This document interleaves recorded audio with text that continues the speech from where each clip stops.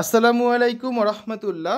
সুপ্রিয় শিক্ষার্থীবৃন্দ, mechanical engineering চ্যানেলের পক্ষ থেকে তোমাদের সকলকে জানাচ্ছি আন্তরিক শুভেচ্ছা। শিক্ষার্থীরা, এই ভিডিওটা তৈরি করছি অষ্টম শ্রেণীর শিক্ষার্থীদের জন্য। 2025 সালের অষ্টম শ্রেণীর ইংরেজি বইয়ের 39 পৃষ্ঠার সমাধান নিয়ে আজকে আলোচনা করব।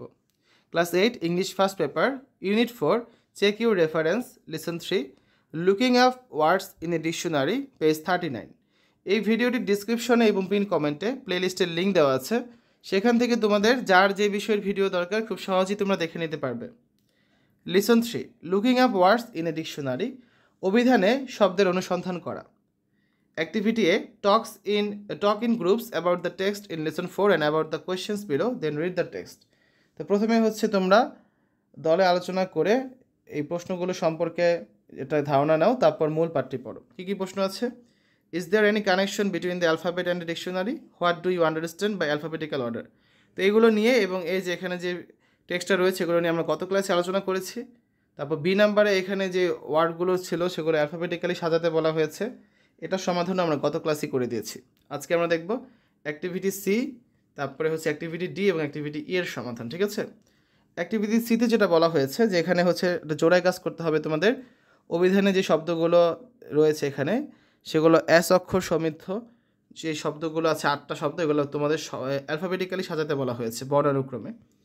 ডি নাম্বারে যেটা বলা হয়েছে টি আর হচ্ছে টেকনিক, এই দুইটা ওয়ার্ডের মাঝে একটা ডিকশনারিতে যতগুলো শব্দ আছে সেগুলো তোমাকে লিখতে হবে। আর ই নাম্বারে হচ্ছে এখানে কিছু ওয়ার্ড আছে, এগুলো তোমাকে সিরিয়াল অনুযায়ী সাজিয়ে লিখতে হবে। ঠিক আছে? এরপরে দেখো আমরা পরের যে প্রশ্নটা সেখানে যাব। এটা সিরিয়াল অনুযায়ী সাজিয়ে লেখা নাই, সেটা তোমাকে সাজিয়ে লিখবে। তো আমরা সিডিই 3টা প্রশ্নের সমাধান এখন করব। Activity C, work in pairs, জোড়ায় কাজ করো। Arrange the following words under the letter S in the alphabetical order as they appear in the dictionary.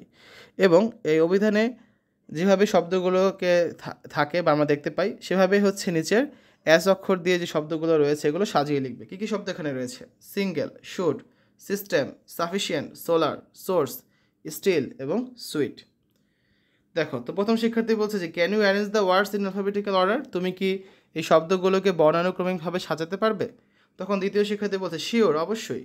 This আর কীভাবে হবে? দেখো, প্রথমে আসবে শুড, তারপর সিঙ্গেল, তারপর সোলার, তারপর সোর্স, এরপর steel, sufficient, sweet and systems. কীভাবে হলো খেয়াল করো। এবিসিডি পড়ো, ABCD EFG H I J K L M N O P Q R S T U V W X Y। ঠিক আছে? এখন আসলে দুইটা ছিল ও দিয়ে, সোলার আর সোর্স। 3 নম্বর ঘরে দেখো এল আসে আগে, তারপর আছে ইউ। এই জন্য এই ইংরেজি লেটার অনুযায়ী প্রথমে এল আসবে না, ইউ তো পরে আসবে, এই কারণে সোলার আগে হয়েছে। শেষ। তবে প্রথম শিক্ষার্থী বলছে থ্যাংক ইউ, ধন্যবাদ তোমাকে। দ্বিতীয় শিক্ষার্থী বলছে ওয়েলকাম, স্বাগতম। Activity D, find and write the words coming between the words T and technique under the letter T in you dictionary. তোমার অভিধানে টি অনুসারে, টি মানে চা এবং টেকনিক, অর্থাৎ টেকনিক মানে হচ্ছে কলা কৌশল, এই দুইটা ওয়ার্ডের মাঝে যে শব্দগুলো আছে সেগুলো খুঁজো এবং লেখো। দশমের অ্যান্সারটা দেখি। প্রথমে আছে টি মানে চা, এটা একটা নাউন। টি ক্যারি, এটাও একটা নাউন, চা রাখার বায়ুশূন্য পাত্র।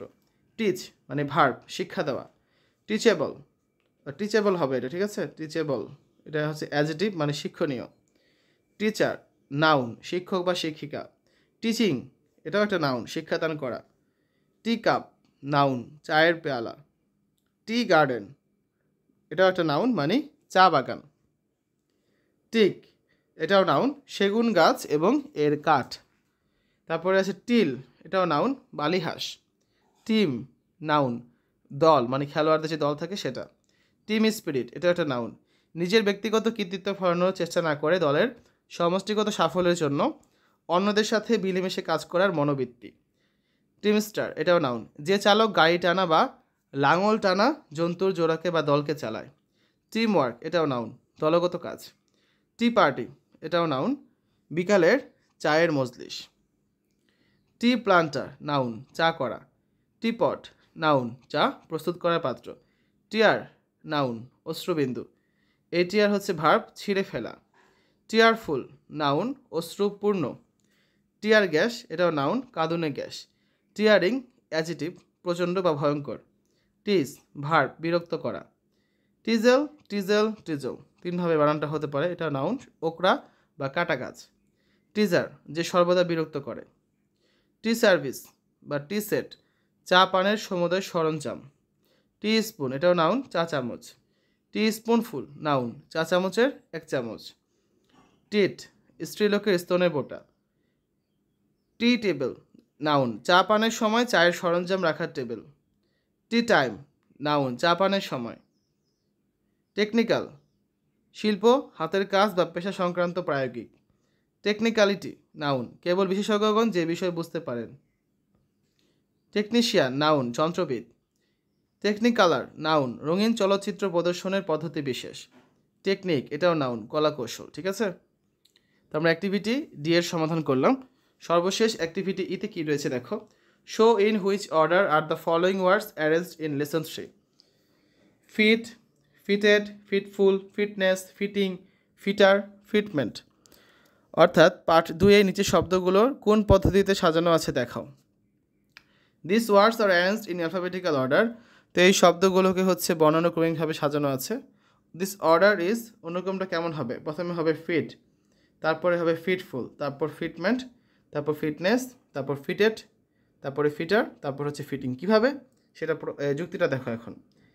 সবগুলো এখানে আই দিয়ে শুরু। সেকেন্ড 3 নম্বরে আছে টি, প্রতিটার ক্ষেত্রেই।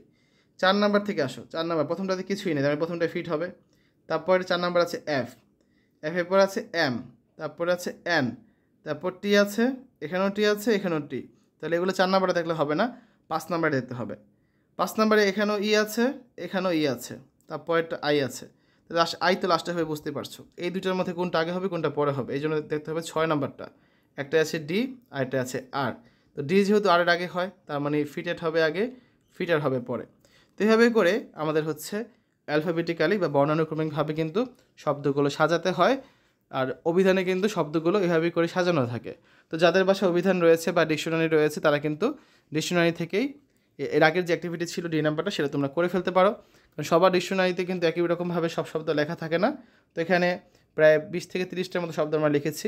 তোমার ডিকশনারিতে যদি কম থাকে, তুমি ডি নাম্বার অ্যাক্টিভিটিতে কম শব্দ কিন্তু লিখবে। ওকে, তো আগামী ক্লাসে হচ্ছে আমরা 40 পৃষ্ঠার লেসন 4 মিনিং অফ ওয়ার্ডস এই টপিকটা নিয়ে আলোচনা করব, এবং এখানে যে অ্যাক্টিভিটিগুলো আছে এগুলোর সমাধান তোমাদের আমরা আগামী ক্লাসে কিন্তু করে দেব। শিক্ষার্থীরা, এতক্ষণ তোমরা দেখলে 2025 সালের 8ম শ্রেণীর ইংরেজি প্রথম পত্র বইয়ের ইউনিট 4 লেসন 3 পেজ 39 এর সমাধান। আজকের এই ভিডিওতে আমরা অ্যাক্টিভিটি সি, অ্যাক্টিভিটি ডি এবং অ্যাক্টিভিটি ই এর সমাধান করে দিয়েছি। আশা করি তোমাদের কাছে ভিডিওটা ভালো লেগেছে। আমাদের চ্যানেলের অন্যান্য ভিডিওগুলো দেখার আমন্ত্রণ জানিয়ে আজ এখানেই বিদায় নিচ্ছি। আল্লাহ হাফেজ।